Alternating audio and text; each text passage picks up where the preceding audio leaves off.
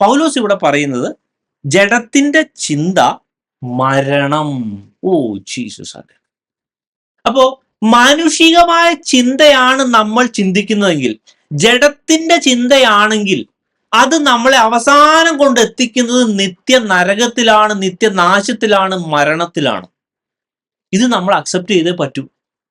നമ്മൾ വെറുതെ അത് നമ്മൾ ഇത് ഇഗ്നോർ ചെയ്യ ഒട്ടും ഇഗ്നോർ ചെയ്യാൻ പാടില്ലാത്ത ഒരു സത്യമാണ് ഞാനീ പറയുന്നത്. അതായത് നമ്മൾ വർഷങ്ങളായിട്ട് ഫോളോ ചെയ്ത എനിക്ക് ഈ വചനം വെളിപ്പെട്ട സമയം മുതലാണ് എനിക്കതിന്റെ ശരിക്കും ഒരു ഭീകരത മനസ്സിലായ. ഞാൻ പോലും പരിശുദ്ധാത്മാവ് എന്നോട് ശരിക്കും ഇടപെടുന്നു, പരിശുദ്ധാത്മാവ് എന്നോട് വളരെ ശരിക്കും എന്നോട് സംസാരിക്കുന്ന, ശരിക്കും എന്നോട് ഇടപെടുന്ന, വളരെയധികം ആഴത്തിൽ ഇടപെടുന്ന വ്യക്തിയാണെങ്കിൽ കൂടിയും ജഡത്തിന്റെ ചിന്ത, നോർമൽ